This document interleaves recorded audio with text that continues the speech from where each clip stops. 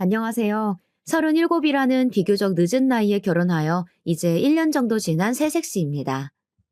제가 이렇게 결혼이 늦어진 데에는 지금 하고 있는 일에 대한 욕심이 컸기 때문인데요.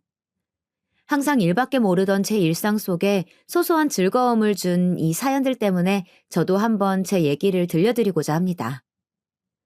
우선 저는 그리 부유하지도 그렇다고 모자라지도 않은 평범한 집안에서 태어나 부모님 사랑을 듬뿍 받아 자라온 무남 동녀 외동딸이었어요.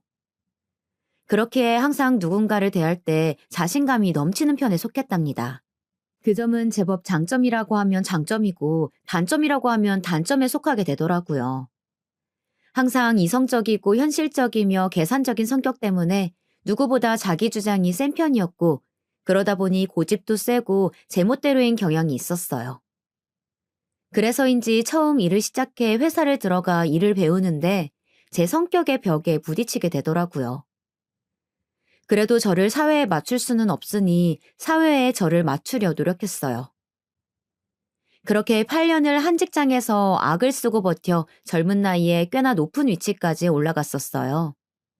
첫 3년까지는 몇 번을 관둘까 여러 번 고민도 해보고 전혀 수평적이지 못한 조직사회에 쓰디쓴 참맛도 보았었죠. 하지만 좋아하는 일에 대한 열정은 누구보다 좋았고 남들보다 더 노력하여 그 자리까지 올라설 수 있었습니다. 어느새 저는 회사 내에서 알아주는 지나친 워커홀릭이었으니까요. 그렇게 긴 직장 생활을 끝내고 경력을 토대로 제 전공을 살려 사업을 시작했어요. 적은 자본금에 비해 첫 사업은 생각보다 좋은 성과를 낳았고, 그렇게 시작부터 성공인가 싶었지만 첫 술에 배부르랴라는 말이 있듯 처음부터 만족하기란 어려운 일이더라고요. 제 지나친 욕심에 일을 더 크게 벌리게 되었고, 그게 큰 화근이 되어 결국 첫 사업은 실패로 막을 내렸답니다.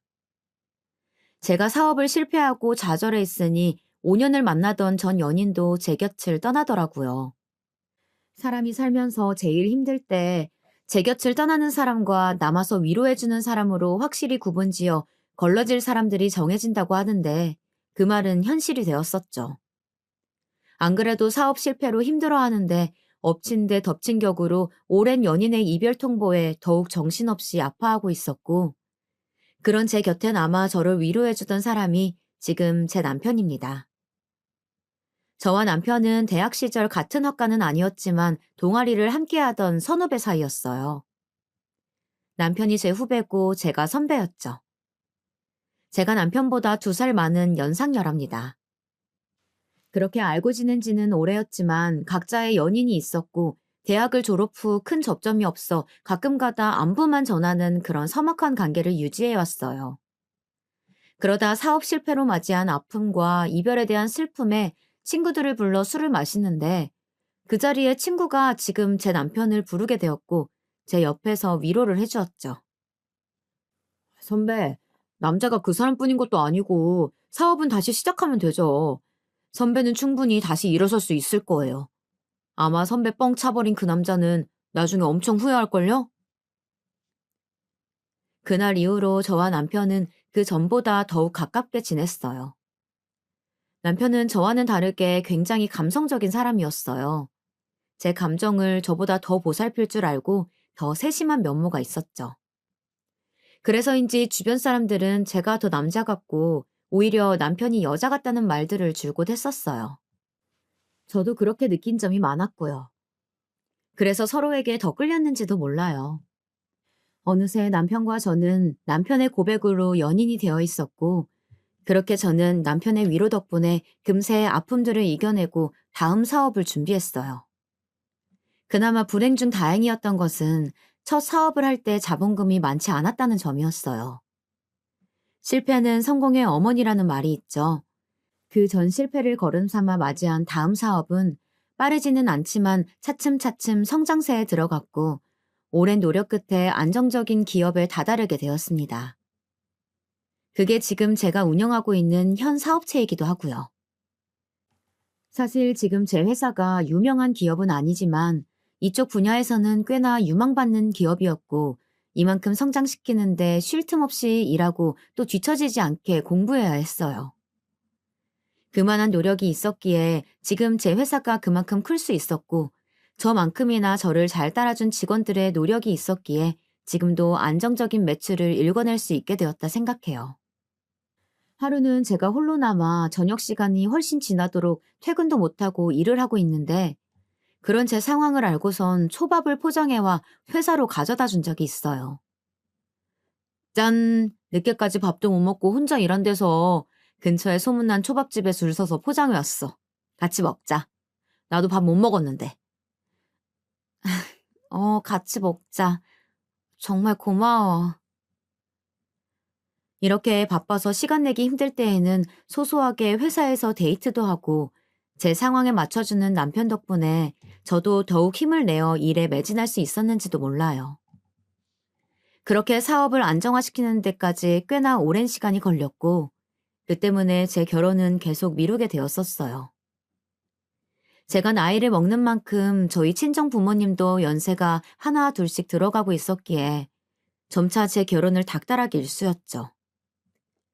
하지만 사업이 먼저라는 제 고집을 결코 꺾지 못하셨어요. 지금 제 남편은 이런 저의 성격이나 모습까지 모두 이해해주고 존중해주기 때문에 저도 결혼을 결심할 수 있었던 것 같습니다.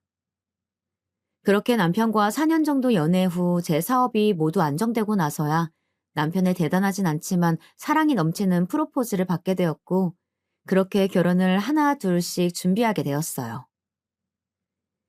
결혼 날짜를 잡으니 식을 올리는 데까지는 일사천리였답니다. 사실 남편의 집안 형편이 그리 좋은 편에 속하지는 않았어요.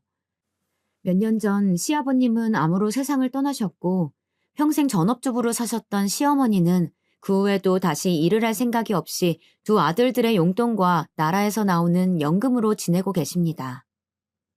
살아생전 아버님이 남겨두신 유산과 그 집에 살면서 말이에요. 그 전에 어떠한 삶을 살아오신 건지 자세하게 알지는 못하지만 시어머니는 허영심과 욕심이 가득하신 분이셨어요. 처음 결혼을 결심하고서 시어머니께 인사를 왔을 때에는 그저 수다스럽고 웃음기 많은 모습이 평범한 동년배 아주머니들과 같겠거니 생각했는데, 결혼을 준비하니 슬슬 본 모습이 보이시더라고요.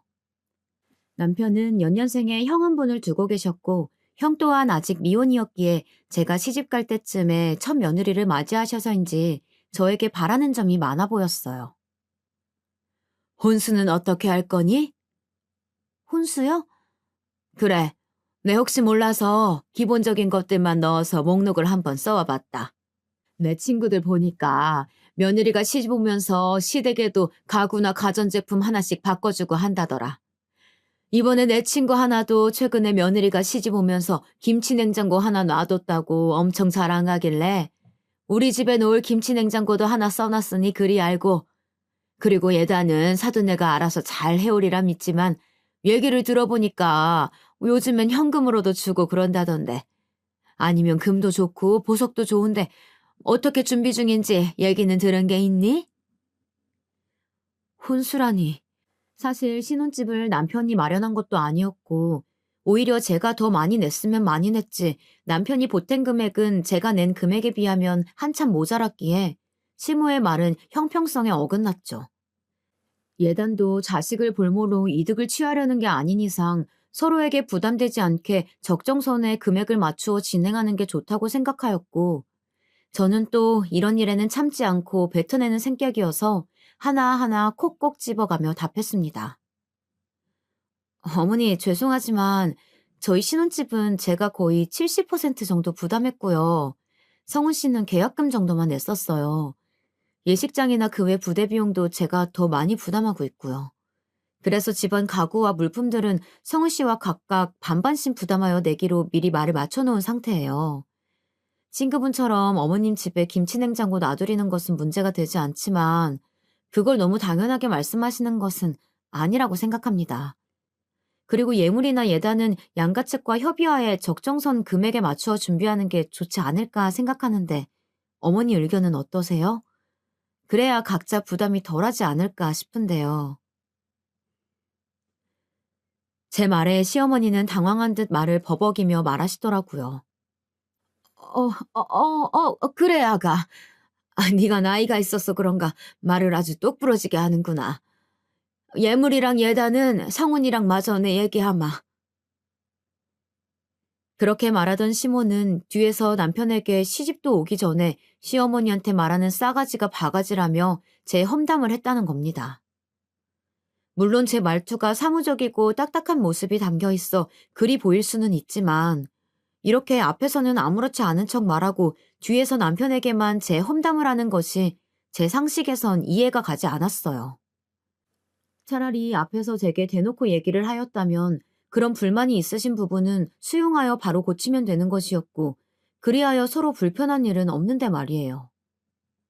그렇다고 남편에게 들었다며 시어머니한테 가서 그 부분을 따지고 들기도 뭐했죠. 그렇게 식도 올리기 전에 그런 이중적이고 속물적인 모습의 시어머니를 보고 저는 제가 중소기업의 사장이라는 것을 숨기기로 하였어요. 제가 사장이라고 하면 이것저것 바라시는 게 더 많을 것 같아 보였거든요. 그래서 그냥 제 회사에 다니는 직원이라고만 둘러대고 말았고 남편에게도 그렇게 말을 맞춰달라고 미리 부탁해 놓았었죠. 그리고 그날부터 제가 시집을 가고 난 뒤에도 시어머니는 이중적인 면모를 계속이 보여주었어요. 항상 제 앞에서는 별말 없다가도 그렇게 뒤에서 남편에게 제가 마음에 들지 않는다며 나이도 많은 것이 기가 센 것 같다고 험담을 하기 일쑤였답니다. 몇 년 전 시아버님과 사별 후 홀로 키워낸 아들이기에 장가를 보내니 욕심이 있을 수도 있고 바라는 것도 많을 수 있으리라 생각하기로 스스로 다짐하였고 저도 시어머니에게 말투 부분도 최대한 너그러이 하려 노력하며 행동에 있어서도 최대한 예의를 갖추고 대하고 있었습니다. 그것이 당연한 도리이기도 하니까요. 결혼한 지 얼마 지나지 않아 시어머니의 생신날이었어요.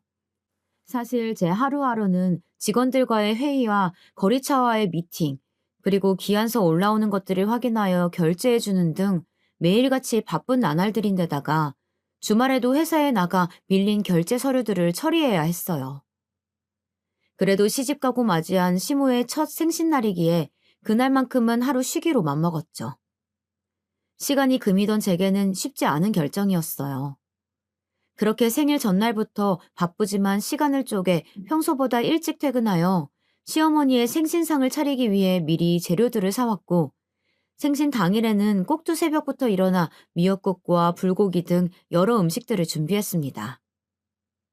요리 실력이 썩 좋은 편은 아니었지만 레시피를 하나하나 읽어가며 정성스레 준비해왔어요. 간을 살짝 보았는데 그리 나쁘지 않더라고요. 그렇게 도시락통에 옮기고 나선 남편과 함께 시댁으로 향했어요.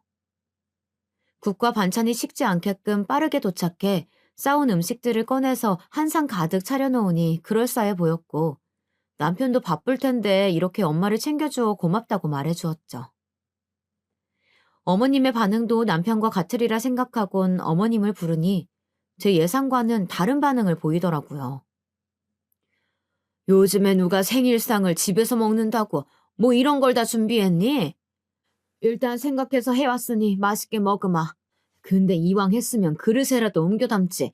도시락통 그대로 내놓는 사람이 어디 있어? 그리고 설마 이게 다인 거야? 뭐 케이크나 선물은 없는 거니? 이 와중에 저와 남편의 손에 뭐라도 더 들린 게 없나 살피는 시모가 정말 속물처럼 느껴지더라고요. 사실 저녁은 나가서 한우집 예약을 해놓았고 케이크도 그때 가서 보려고 미리 사놓지 않았죠. 선물도 백화점 상품권을 준비해두긴 했지만 이런 식의 반응을 보이니 회의감이 들더라고요. 정성스레 준비한 밥상은 별로이고 오로지 물질적인 것에만 눈을 돌리는 시어머니의 모습에 실망이 컸죠. 그런 제 모습을 남편도 느꼈는지 나서서 중재하더라고요. 엄마도 참, 이 사람이 생각해서 어제부터 장봐오고 오늘 새벽부터 일어나서 엄마 준다고 음식 다 준비한 건데 그냥 예쁘게 생각하고 먹어줘요. 그리고 이 사람 원래 주말에도 출근해서 일하는데 오늘 엄마 생신이라고 겨우 일 빼고 온 거란 말이야. 아니 그 회사는 무슨 주말에도 일을 시킨다니? 이름 들어보니까 유명한 회사도 아니고 작은 중소기업인 것 같더만. 이래서 작은 회사일수록 일을 더 많이 시킨다고 하는가 보다. 내 친구들이 나보고 며느리 무슨 회사 다니냐고 물어보면 내가 대답을 못해요. 내 친구들 얘기 들어보니까 중소기업은 뭐 얼마 돈도 안 준다면서? 그럴 거면 그냥 때려쳐라. 우리 성훈이는 너랑 다르게 대기업 다녀서 네가 일 안 해도 충분히 먹고 살지 않겠니? 시어머니의 말에는 뼈가 있었어요. 남편은 대기업을 다니고 저는 중소기업에 다니니 그냥 때려치라는 말을 서슴지 않게 내뱉는 모습에 겉으로만 사람을 판단하는구나 싶었고 도통 표정 관리가 되질 않았어요. 그래도 나름 침착하게 대답했죠. 어머니, 기업 크기도 중요하지만 그 기업의 발전 가능성도 보고 함께 성장이 가능한지 봐야 한다고 생각해요. 돈은 성우 씨 못지않게 벌고 있으니 너무 걱정하지 마세요. 주말에 나가는 것도 제가 좋아서 나가는 거고요. 저는 겨우 호호호 하며 웃어 보였고 제 말에 시모의 표정은 급격히 어두워졌죠. 그런 분위기를 살폈는지 남편이 나서서 말했어요. 그래요, 엄마. 우리 일은 우리가 알아서 해요. 그리고 저녁에는 나가서 외식해요. 이 사람이 괜찮은 한우집에 예약해뒀어요. 한우? 그래, 알았다. 한우라는 말에 그제야 표정이 풀리는 시어머니였어요. 그렇게 차린 밥상을 다 먹고 난 후에 정리를 하고 있는데 아주버님이 웬 여자를 데리고 들어왔어요. 아주버님이 결혼할 사람이라며 어머니 생신이기도 하고 겸사겸사 데리고 온 것이었죠. 형님이 되실 그 여자분은 양손 가득 무언가를 들고 왔어요. 그 모습에 시모는 신이 나서 둘을 반기며 방으로 들여보냈죠. 그러더니 당연하다는 듯이 제게 차를 내오라고 하더라고요. 순식간에 제가 가정부라도 된 것 같은 기분을 받았지만 시모의 생신인데 또 이런 부분까지 맞받아치는 것은 예의가 아니겠다 싶어 참고 안방으로 가 물었습니다. 차는 어떻게 커피가 괜찮으세요? 제 말에 아주버님과 시어머님 두 분은 모두 좋다고 하였는데 형님이 되실 그 여자분은 저를 위아래로 훑어보더니 얄밉게 답했어요. 제가 카페인에 예민해서요. 커피 말고 녹차로 부탁할게요. 아, 너무 뜨겁지 않게 온도 조절 부탁드려요. 벌써부터 제게 기싸움이라도 하겠다는 건지 여기가 카페도 아니고 온도 타령하는 그 모습에 몇 마디 나눠보진 않았지만 그 사람의 됨됨이가 보이더라고요. 저는 벌써부터 마음에 들지 않는 예비 형님을 뒤로하고 애써 웃어 보이며 알겠다 말하곤 방문을 닫고 주방으로 향했어요. 방 안에서는 뭐가 그리 즐거운지 제 앞에선 들려주지 않던 시모의 웃음소리가 끊이질 않았고 형님이 될 그 여자분도 호호호 거리며 꽤나 분위기가 좋아 보였죠. 커피 2잔과 녹차 1잔을 남편이 꺼내준 찻잔에 담아 쟁반에 받쳐 안방으로 갔어요. 안방 앞에선 어찌나 목소리가 쩌렁쩌렁한지 시어머니의 말들이 다 들려왔죠. 아이고야, 대학 교수라니. 어쩐지 공부 잘했을 것만 같았어요. 부모님이 너무 좋아하겠네. 딸아이가 이렇게 잘 자라줘서 말이야. 예비 형님이 대학 교수라는 직업을 가졌다는 사실을 물어보지도 않아도 알 수 있었죠. 저는 문을 2번 두드려 놓고 한 뒤 각자 자리 앞에 찻잔을 내려놓았어요. 그러더니 예비 형님은 저 보란 듯이 뒤에 숨겨두었던 쇼핑백을 건네며 말하더라고요. 어머님, 이거 별거는 아니고 오늘 생신이시라고 해서 백화점 가서 하나 사봤어요. 마음에 드실지 모르겠네요. 그러자 시어머니는 입이 귀에 걸리듯이 환하게 웃어 보이며 저 보란 듯이 큰 목소리로 말하시더군요. 어머나, 이런 거 안 사와도 되는데 말이야. 대학 교수라서 그런가 누구랑은 다르게 센스가 넘치네. 그러곤 쇼핑백 안에 물건을 꺼내 보이더라고요. 쇼핑백만 봐도 명품인 것이 눈에 보였죠. 박스를 둘러싼 리본을 풀어헤치니 그 안에는 색이 노란색과 빨간색으로 이루어진 강렬해 보이는 스카프가 나왔어요. 어머님 취향을 몰라서 제 취향대로 골라봤는데 어떻게 괜찮으세요? 딱 봐도 시어머니의 취향과는 동떨어진 색상의 스카프였고 시모도 그 스카프를 위아래 뒤집어 보더니 애써 억지 웃음을 지어 보였어요.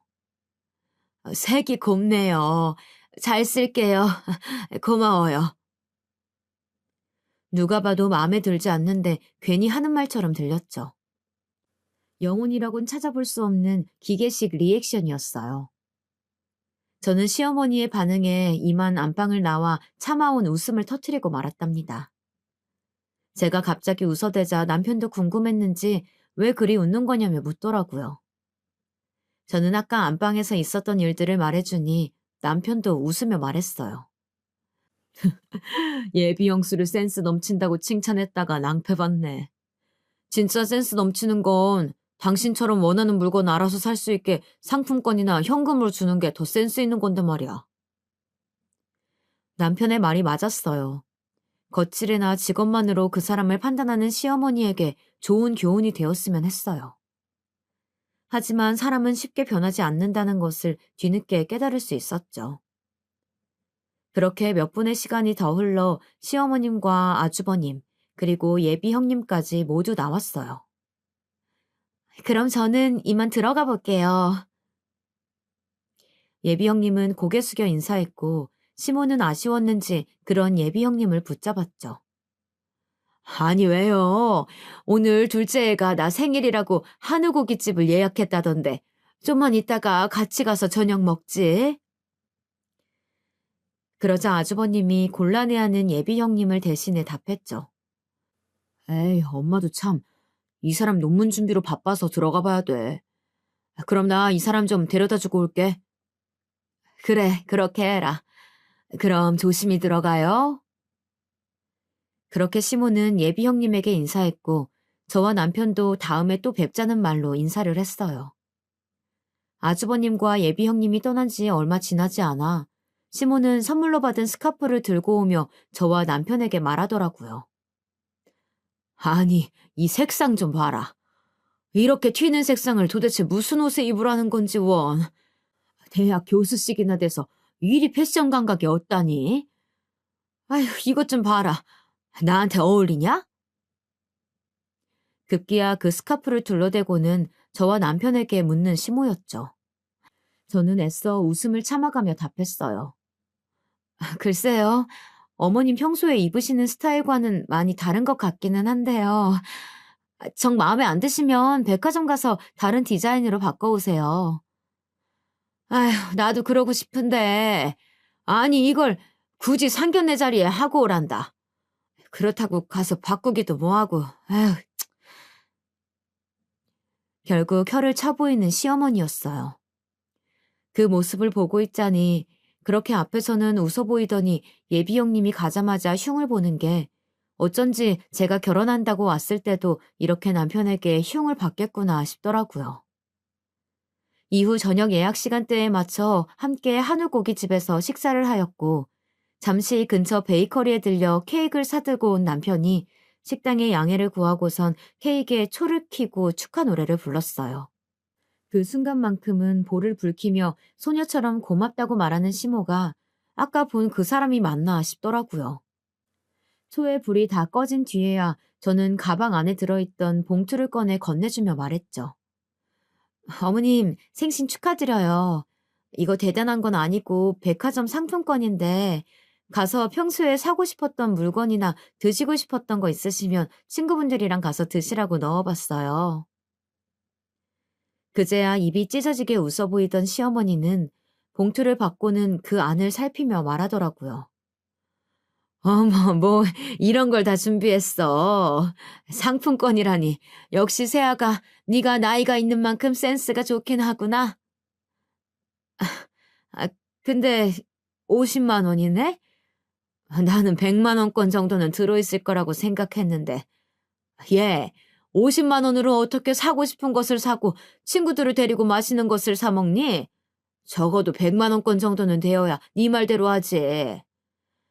아휴, 난 또 말을 또 휘황찬란하게 하길래 100만 원은 들어있는 줄 알았더니 김만 샜네.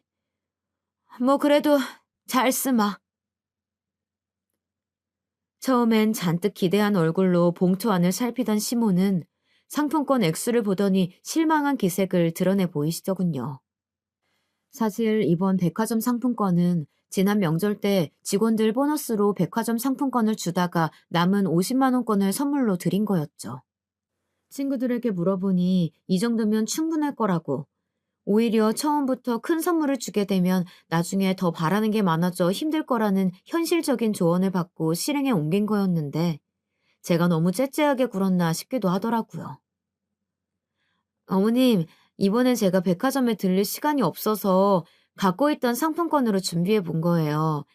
다음번에는 더 잘 챙겨 드릴게요.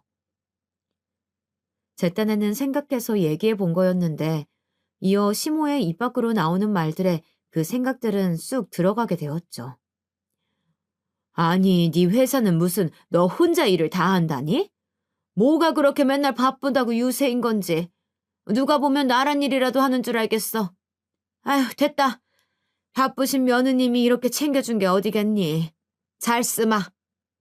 끝내 말을 비꼬아대던 시어머니는 퉁명스레 말하며 제가 준 상품권 봉투를 가방 안에 넣어두었고 저는 당장이라도 그 백화점 상품권을 빼앗아 들며 그리 마음에 안 들면 도로 가져가겠다 소리치고 싶은 것을 겨우 참아내었어요. 그렇게 시모의 생신이 지났고 또다시 저는 바쁜 나날들을 보냈답니다. 이후 시간이 흘러 아주버님의 결혼식이 다가왔어요. 지난 아주버님 상견례 자리에는 저도 함께 오라고 초대하였지만 일이 너무 바쁜 나머지 참석하지는 못하였고 대신 남편만 그 자리를 갔다 왔었어요. 남편에게 얘기를 들어보니 형님네 집안도 평범해 보인다고 합니다. 다만 형님이 상견례 자리에 하고 오라며 어머니 생신 때 선물로 주었던 스카프를 동일한 디자인의 색만 다른 걸로 형님 친정 어머니께서도 하고 오셨다는 얘기를 들었죠. 자신과 똑같은 스카프를 한 모습을 본 시모는 뒷목을 잡고 쓰러질 뻔했다는 여담을 남편에게 전해 듣는데 저 또한 쇼킹하더라고요. 형님이 보통 사람이 아니라는 것만은 알 수 있었어요. 형님과 아주버님의 결혼식은 꽤나 화려하게 치러졌어요. 어두운 홀을 중심으로 여러 조명들이 수놓아져 있었고 형님의 드레스도 어찌나 삐까뻔쩍하던지 드레스에 얼굴이 잘 보이질 않더라고요. 심지어는 몸매가 다 드러나는 타이트한 드레스에 가슴 쪽이 다 파져 있어 조금만 고개를 숙여 인사하면 다 보이겠더라고요. 보는 제가 다 아슬아슬했어요. 시어머니도 그 점이 불편했는지 식이 시작되기 전에 하객들과 인사를 하다 말고 제게 와서 한마디 거드시더라고요. 얘 아가, 신부 대기실에 있는 네 형님 웨딩드레스 봤니? 아니 쟤는 무슨 생각으로 저런 드레스를 입은 건지 내가 다 남사스러워서 원. 대학 교수라는 것이 생각이 있는 건지 없는 건지 알 수가 없다. 누가 보면 술집 여잔 줄 알겠다니까. 내 친구들도 한 번씩 보더니 다들 뭐라고 하더라. 드레스가 너무 야시시한 거 아니냐고. 내가 다 창피해서 뭐란 말도 못하겠고. 아휴. 끝내 혀를 차대며 제게 형님의 흉을 보는 시어머니는 그 말을 끝으로 하객으로 온 자신의 지인들에게 다가가 인사하였어요. 이번만큼은 시모가 흉을 보는 게 어쩐지 이해가 가더라고요. 그런데 무슨 일이 있었던 건지 그렇게 뒤에서 형님 흉을 보던 시모가 형님이 신혼여행을 다녀온 이후부터 태도가 완전히 달라지셨어요. 아주버님네가 신혼여행을 다녀오고 얼마 되지 않았을 때 함께 외식하자는 말에 퇴근 후 형님이 예약했다는 한식집으로 갔어요. 늦지 않게 출발했다 생각했는데 퇴근 시간이라 그런지 차가 좀 막히더라고요. 부랴부랴 안으로 들어가니 이미 식구들은 자리에 앉아 있었고 저는 자리에 가 앉으며 늦어서 죄송하다는 말을 남겼어요. 그런데 이때다 싶었는지 꼭 먹이를 문 하이에나 마냥 저를 쏘아붙이는 시모였죠. 얘, 제발 일찍 좀 다녀라. 무슨 그리 대단한 일을 한다고 오늘도 늦니? 이 형님은 예약도 하고 제일 먼저 와서 준비하고 있더라. 이 형님 좀 보고 배워라. 시어머니의 말 뒤로 형님이 얄밉게도 한마디 더 덧붙였죠. 에이, 어머님도 동서가 많이 바쁜가 보죠. 원래 중소기업일수록 일할 사람은 적고 혼자서 두세 명분의 일을 한다잖아요. 이해해 주셔야죠. 저는 결국 참지 못하고 제 억울함을 내뱉었어요. 오늘 늦게 온 건 정말 죄송하지만 정시에 퇴근했는데 금요일인데다가 퇴근 시간까지 맞물려서 생각보다 차가 더 많이 막히는 바람에 늦어진 거예요. 회사 일과는 무관하니 그 얘기는 꺼내지 말아주세요. 제 말에 형님 맞은편에 있던 시모는 제가 바로 앞에 서 있음에도 저에게 손가락질을 하며 어이가 없다는 듯 헛웃음을 지으며 말했어요. 이것 봐라, 첫째야. 둘째 얘가 이렇게 따박따박 대들면서 말대꾸를 한다니까? 무서워서 내가 무슨 말을 못하겠어. 갑자기 왜 저렇게 친해진 건지 갑작스러운 시모의 태도 변화에 의아했어요. 하지만 얼마 못 가 무슨 이유 때문인지 바로 알겠더라고요. 식당 직원들이 음식을 내오자 의자에 올려져 있던 가방에 혹여나 음식물이라도 떨어질까 노심초사하며 식탁 밑까지 의자를 밀어넣어 가방을 숨기는 것을 보고 알 수 있었죠. 형님이 신혼여행 선물로 명품백이라도 사다 준 것인지 평소에 못 봤었던 가방을 상점 모시듯 의자 위에 고이 올려두었더라고요. 제 옆에서 시모의 말을 듣고 있던 남편이 참다 못했는지 말을 거들었어요. 엄마, 그만 좀 해. 차가 막히면 늦을 수도 있지. 이 사람도 억울해서 한 말일 텐데 말대꾸라고 사람 바로 앞에 면박이나 주고. 그럼 이 사람이 뭐가 돼? 이제는 아들놈까지 나서서 난리네. 아들놈 키워봤자 소용없다더니. 남편의 말에 어이가 없다는 듯 헛웃음을 지어 보이던 시모는 이내 제 탓을 하기 시작하더라고요. 둘째야, 네가 내 아들놈한테 말대꾸하는 법 알려주기라도 한 거야? 평생 혼자 키워도 나한테 대든 적이 한 번 없던 놈인데 결혼하고 나니 물이라도 든 건지 저렇게 변했다. 이래서 사람을 잘 들이라고 하나 보다. 두서없는 남 탓에 너무 기가 막혀 말이 나오지를 않았어요. 다물어지지 않는 입을 그대로 할 말이 많은데 말문이 턱 막혀버린 탓에 우물쭈물하고 있으니 남편이 그런 저를 다독이며 나온 음식들을 먹어보라고 제 손에 수저를 쥐어주더라고요. 전 그렇게 밥이 입으로 들어가는 건지 코로 들어가는 건지도 모르게 식사를 마쳤어요. 식사를 하는 와중에도 형님과 시모는 바로 제 앞에서 면박을 주기 일쑤였죠. 동서, 음식이 입에 안 맞아? 왜 그렇게 깨작거리면서 먹어? 이렇게 말하는 형님의 말에 시모가 덧붙였어요. 예, 그냥 내비둬라. 제가 원래 저렇게 입이 짧아서 밥을 세며 먹는다. 어느 집 복 나가게 하려고 꼭 고사라도 지내는 것처럼 마냥 제 밥 먹는 거 보면 내가 다 답답하더라고. 지금껏 겪어보지 못했던 치욕에 몸이 다 떨리더라고요. 맘 같아선 외식이고 뭐고 당장 그 자리를 박차고 나가고 싶었지만 어디까지나 가족들이고 그렇게 행동을 한다고 해서 다음에 안 볼 사람들도 아니기에 꾹 참았죠. 그날 정말 스트레스를 받았었던 건지 집에 오자마자 먹었던 음식들을 개원했답니다. 제가 그렇게 힘들어하는 모습을 바로 옆에서 지켜보던 남편이 제 등을 쓸어주며 먼저 얘기를 하였어요. 여보, 오늘 우리 엄마랑 형수님 때문에 마음고생 심했지? 옆에서 지켜보던 내가 다 민망하더라. 왜 그렇게 사람을 앞에 두고 대놓고 면박을 주는 건지. 형 얘기 들어보니까 신혼여행 가서 형이 잠시 몸살을 앓아서 이틀 정도 누워있었고 형수 혼자 쇼핑을 다녔었는데 거기서 엄마 명품백 하나를 사왔다고 하더라고. 형이 같이 쇼핑을 갔었다면 뭐 그리 비싼 걸 사드리냐고 뭐라고 했을 텐데. 난 내 엄마가 그렇게 속물인 줄도 몰랐는데 이번에 나는 가방 사줬다고 돌변한 모습 보고 엄마한테 실망했어. 여보가 좀 그러면 다음부턴 그런 외식 자리에선 우리는 빠져도 괜찮아. 내가 잘 둘러대 볼게. 이렇게 제 입장에서 생각해보고 이해해주는 남편 덕분에 시댁은 몰라도 남편은 참 잘 만났구나라는 생각을 다시 한번 해보곤 하네요. 아니야, 괜찮아. 곧 아버님 기일인데 일 있다고 둘러대는 것도 한계가 있을 테고 가족인데 피한다고 달라질 건 없잖아. 내가 잘해볼게. 내 입장에서 생각해줘서 고마워, 여보. 남편에게 말한 대로 곧 있으면 시아버님의 기일입니다. 이번 시부의 기일에는 시모와 형님이 또 어떤 핑계로 저를 볶아댈지 걱정이 앞서더라고요. 그래서 이대로는 안 되겠다 싶어 고민한 끝에 내린 제 결정은 매달 드리는 용돈에 조금 더 보태어 드리는 거였어요. 아버님 기일이니 좀 더 보태서 제사에 쓰일 과일이나 음식을 사시라면서 말이에요. 저는 매달 드리는 용돈일도 아니었지만 제 사비를 용돈으로 드리며 전화로 이 사실을 말씀드렸어요. 어머님, 곧 아버님 기일이라 제사상에 올릴 음식들 사시는데 보태시라고 제가 용돈 좀 넣어드렸어요.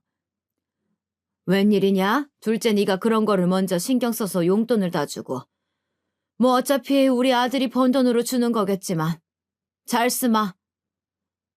어머님, 오해가 있으신 것 같은데 지금 드린 용돈은 제 사비로 드리는 거예요. 성우 씨 월급날은 아직 멀었고요. 짠순이 네가 무슨 바람이 분 거냐? 얼마를 넣었는지는 모르겠지만 유용하게 쓰마. 역시나 시모의 반응은 그저 시큰둥했어요.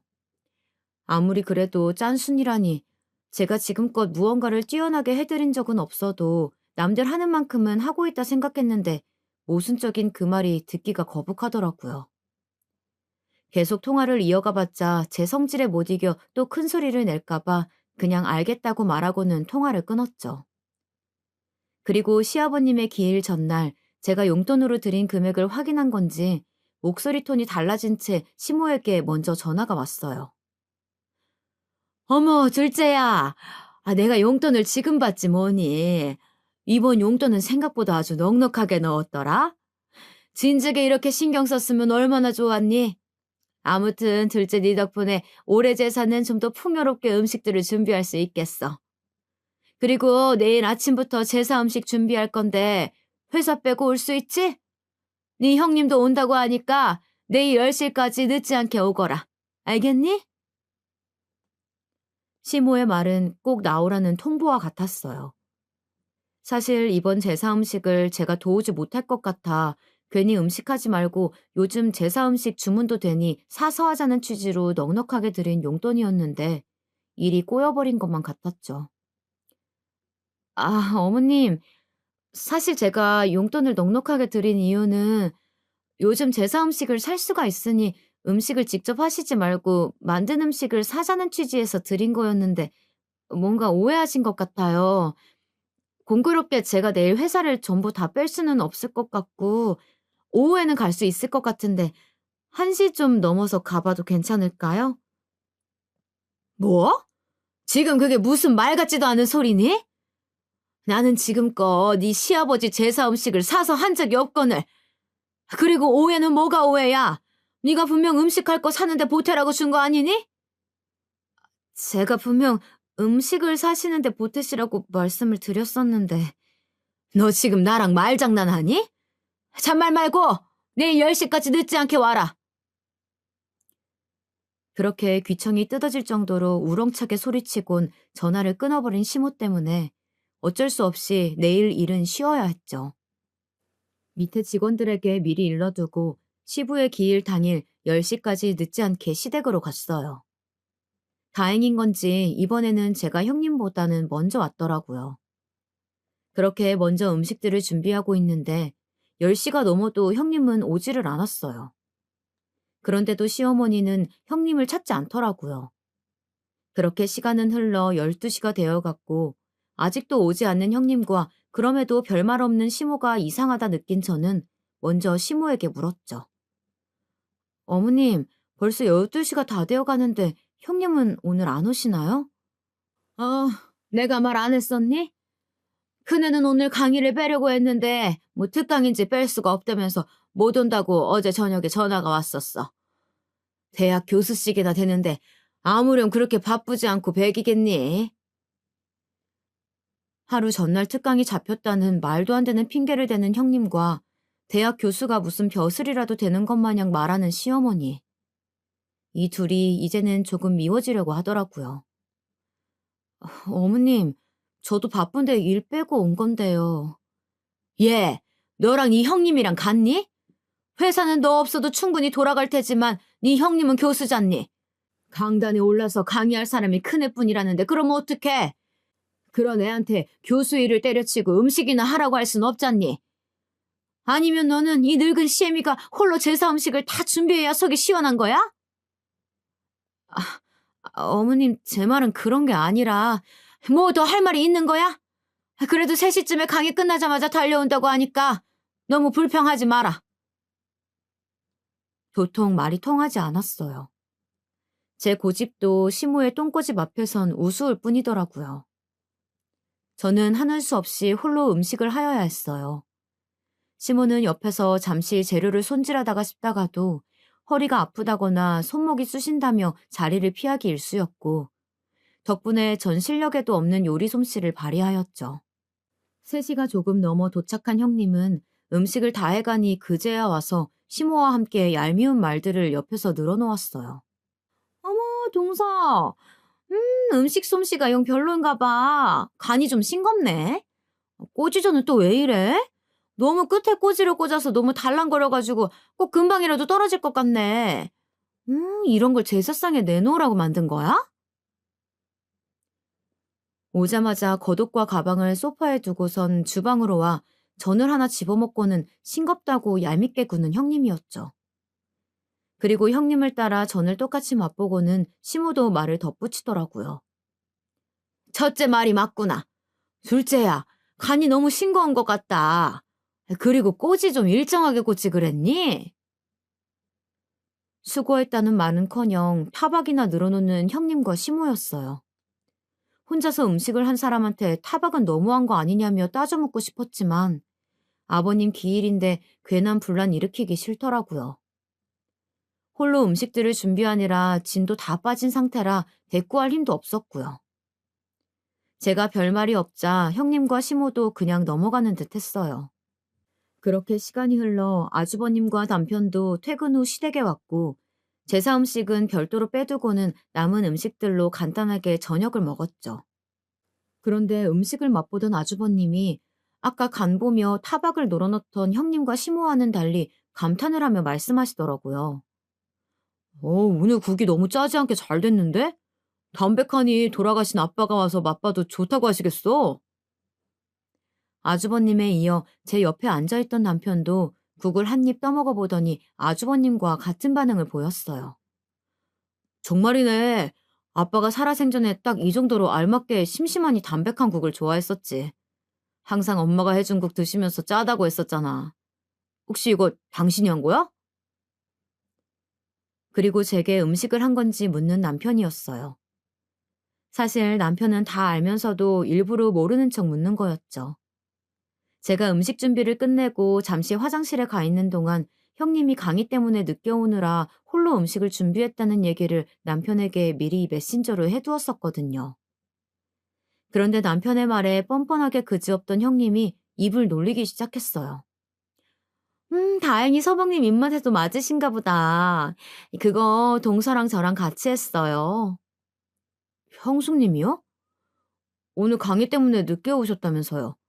집사람이 혼자 음식 다 한 걸로 알고 있는데요. 남편은 뻔뻔한 형님의 거짓말에 속지 않고 있는 사실 그대로 저를 대신해 말을 해주었어요. 제가 미리 말을 해두길 잘했다는 생각이 들더라고요. 남편의 말에 얼굴이 새빨개진 형님은 말을 버벅이며 또다시 거짓말을 하였어요. 제가 그래도 오후에 와서 간 좀 보다가 너무 짠 것 같아서 물 좀 붓고 다시 끓인 거예요.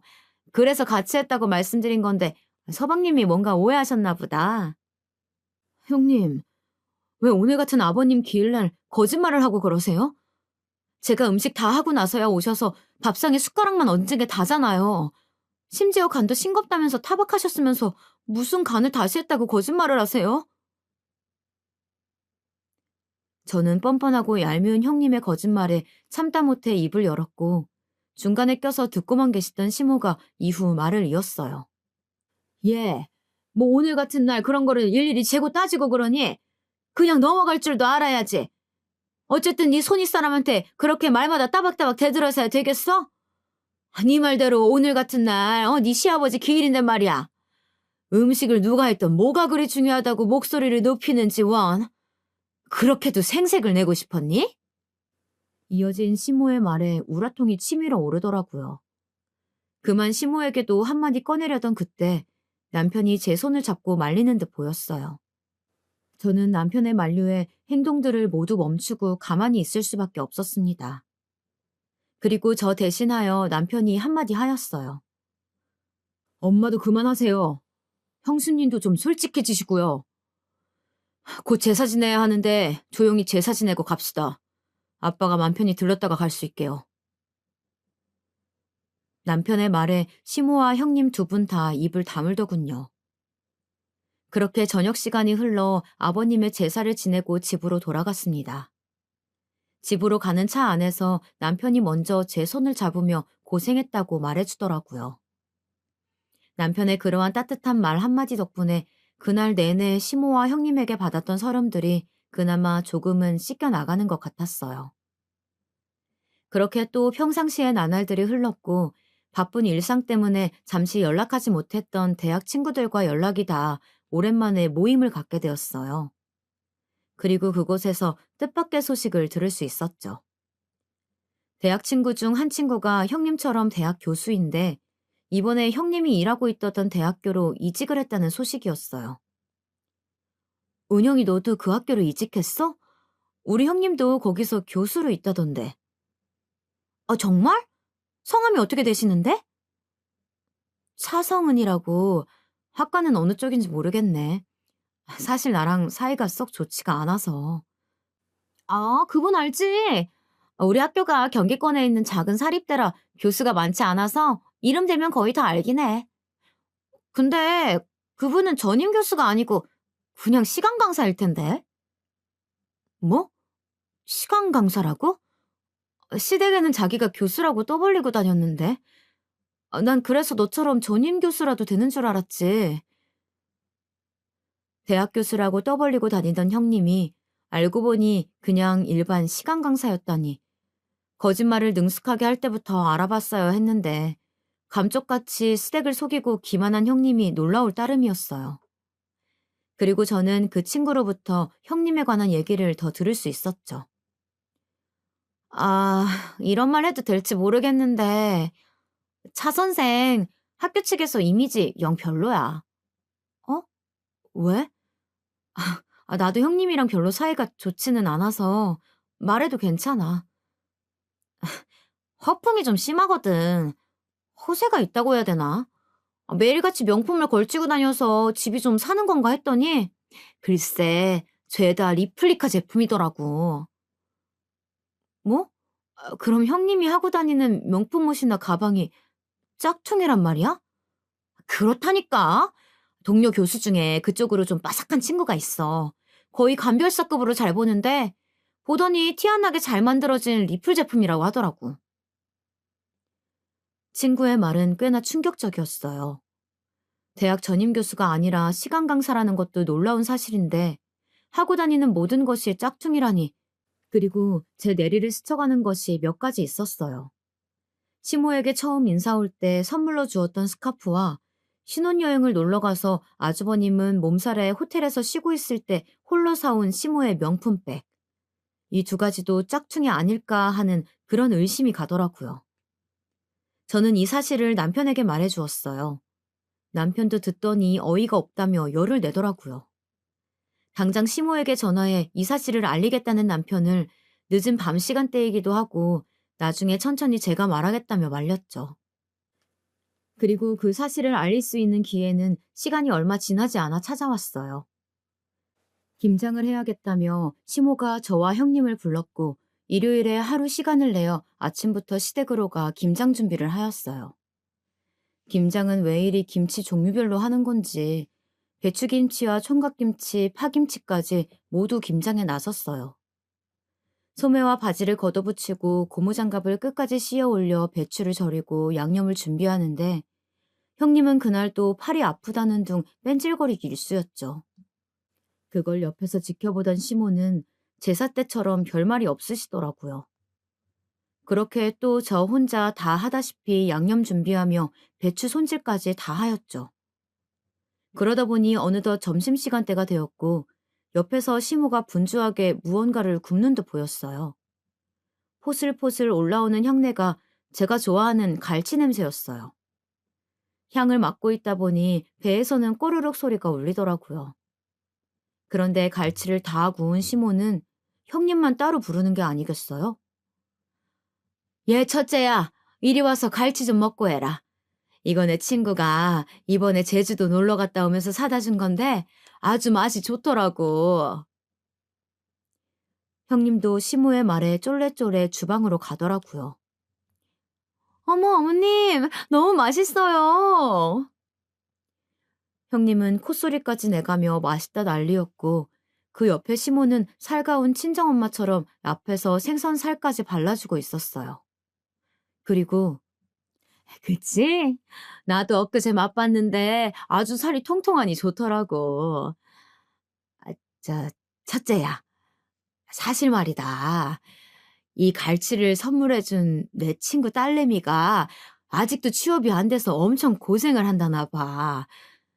첫째 네가 대학 교수라니까 혹시 주변에 아는데 취업시켜줄 수 있냐고 물어봐 달라던데 어떻게 아는 사람 좀 없니? 왜 그렇게 형님에게 살갑게구나 했더니 다 목적이 있었더군요. 형님에게 무언가 부탁할 게 있었더라고요. 시모의 부탁에 형님은 당황한 듯 보이더니 찾아보겠다 말하였고 저는 꼭 없는 사람 취급하는 시모에게 다가가 갈치의 가시를 발라주고 있던 시모의 손을 빤히 바라보며 제가 먼저 입을 열었어요. 어머님, 저는요? 그러자 시모는 저를 또 다시 개무시하며 말하더라고요. 너는 물에 밥이나 말아먹어. 더 이상 참지 못하겠던 저는 고무장갑을 벗어 그 앞에서 던져 보이며 소리쳐 말했어요. 어머님, 정말 너무하시네요. 그 친구분 따님 취직 제가 시켜드리면 이렇게까지 저를 무시하지 않으실 건가요? 제 말에 시모는 콧방귀를 끼며 말했어요. 둘째 네가? 네가 무슨 수로 취직을 시켜준다는 거냐? 결국 저는 1년 동안 숨겨온 저의 진짜 정체를 밝혔답니다. 제가 다니는 중소기업 사장이 접니다. 저는 주섬주섬 소파 위에 두었던 가방 속에 제 명함을 꺼내 건네주며 소리쳤고 그 명함을 건네받은 시모는 개거품을 물며 놀라 자빠지더라고요. 아, 아니, 둘째 네가 그 회사 직원이 아니고 사장이었단 말이야? 그런데 왜 그 중요한 사실을 지금껏 말하지 않았던 거니? 그리고 시모는 잠시 상황 파악이 된 건지 자빠진 몸을 일으키며 제게 묻더라고요. 저는 제가 중소기업 사장이건 직원이건 어머니께서 저를 편견 없이 봐주시길 바랬어요. 그리고 형님은 대학 교수가 아니라 대학교 시간 강사였다는 거 아시고 계세요? 형님은 시간 강사라는 말에 연신 기침을 하였고 시모는 그 말에 놀란 쫓기눈을 하고선 형님을 향해 이 말이 사실이냐고 소리쳐 물었어요. 그러더니 형님은 제가 사장이라는 걸 밝혔을 때보다 더 당황해하며 손사래를 치더라고요. 아니에요, 어머님. 동서, 무슨 그런 말 같지도 않은 소리라는 거야? 어디서 이상한 말을 들었나 본데. 그거 명백한 명예훼손이야. 알아? 명예훼손이요? 어이가 없어서. 그 학교 조수빈 교수라고 아시죠? 제 대학 친구인데 이번에 형님네 대학교로 이직을 했다더군요. 그 친구한테 다 들었어요. 어떻게 전화 연결이라도 시켜드려요? 끝까지 뻔뻔하게 거짓말을 하는 형님에게 핸드폰 속 친구 연락처를 보여주며 전화라도 거냐고 당당하게 외쳐 보였고 그제야 형님은 이실직고 해 보였어요. 조 교수가 동서 친구였다니 무슨 그런 우연이 다 있네. 미안해 동서. 내가 그동안 말이 심했지? 사실 내가 시간 강사인 거 남편은 모르는 사실이야. 부탁인데 이 사실 내 남편이랑 서방님한텐 비밀로 해주면 안 될까? 어머니, 어머님도 제가 이렇게 부탁드려요.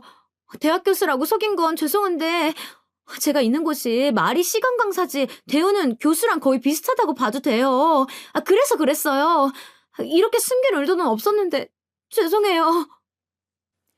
무릎까지 꿇으며 아주버님과 남편에게는 비밀로 해달라는 형님. 그리고 끝까지 변명만 읊어대는 형님이 이제는 안쓰럽더라고요. 그리고 그걸 지켜보던 시모는 쓰러질 듯 뒷목을 잡더니 형님에게 꼴도 보기 싫으니 나가라며 소리쳤어요. 끝내 형님은 울며 시댁을 뛰쳐나갔고 시모는 그런 형님의 빈자리를 잠시 멍하니 보다가 갑자기 태세 전환을 하며 제게 빌더라고요. 둘째야, 그동안 내가 너를 무시하고 첫째와 차별해서 힘들었지? 미안하다. 내가 나이를 헛먹었나 보다. 이렇게 사람 볼 줄을 몰라서야 원. 저런 앙큼한 여우 같은 년을 꼴에 내가 대학 교수라고 갈치 구워주고 가시 발라주며 먹여준 걸 생각하면 아주 치가 떨리는구나. 감히 우리 집안을 속이고 기만해오다니. 내 절대 저년 용서하지 못한다. 그날은 명품 가방과 스카프에 관한 얘기까지는 차마 못하겠더라고요. 그 얘기까지 하면 정말 형님의 머리채를 잡아뜯을까 걱정이었죠. 그날 형님의 진짜 정체를 시모가 아주버님에게 전해주게 되었고 뛰쳐나간 형님은 시모의 전화 한 통에 다시 달려와 남은 김장을 혼자 모조리 해야 했어요. 그 모습이 이젠 애처로워 보이기까지 하더라고요. 보다 못한 제가 중간중간 도와주려 했지만 판세가 뒤집히니 시모도 180도 변했고 제가 고무장갑에 손이라도 대면 시모가 달려와 너는 지금껏 너무 일을 많이 했다며 그냥 쉬라고 저를 소파에 앉혀 보였어요. 그리고 그날 이후로 시모는 제게 그 누구보다 살갑게 대했어요. 저는 사실 그런 시모의 모습이 진짜 모습이라고는 믿지 않아요. 하지만 제가 사랑하는 사람의 엄마이고 가족이니 이런 모습도 그러려니 하고 넘어가자 하고 지내고 있어요. 그리고 제가 말한 대로 시모 친구분의 딸의 이력서를 전달받아 검토하였고 비록 뛰어난 자질이 돋보이진 않았지만 신입사원으로 잘 가르치면 괜찮겠다 싶었기에 제 회사에 채용을 하였죠. 그리고 명품 가방과 스카프에 관한 진실은 묻어두기로 마음먹었어요. 나중에 진실을 알게 되어도 본인이 감수하라는 뜻에서 주는 제 벌이었죠. 시모가 화려한 겉모습만 보기보다는 따뜻한 내면을 보는 그런 사람이 되기를 바랬으니까요. 현재 저는 여전히 바쁘게 살아가고 있습니다. 그렇게 바쁜 제 삶 속에는 여전히 따뜻하게 저를 보듬어주는 남편이 있고요. 그래서 저는 지금 더할 나위 없이 행복하다 말할 수 있습니다. 그리고 아주버님과 형님은 지금 냉전 중이라고 해요. 얘기를 들어보니 형님이 아주버님에게 숨겼던 것이 몇 가지 더 있었나 보더라고요. 형님이 숨겨온 거짓말들이 한둘이 아닌 걸 알게 된 아주버님은 그 충격으로 잠시 별거하고 지내고 있다고 합니다. 최근에 남편에게 전해 들은 건데 아주버님은 그렇게 거짓으로 자신을 무장한 형님이 밉지만 또 한편으론 아직까지 형님이 마음속에 있다며 이런 형님과 계속 살아야 할지 아니면 끝내야 할지 고민 중이라고 털어놨다고 해요. 얘기들을 하나둘 쓰다 보니 길어졌네요. 이 사연을 읽으시는 분들은 누구보다 자신을 사랑하는 사람이 되어 저 형님같이 거짓으로 자신을 가리는 사람이 되지 않기를 바라며 이 사연을 마치도록 할게요. 지금껏 제 긴 얘기 들어주셔서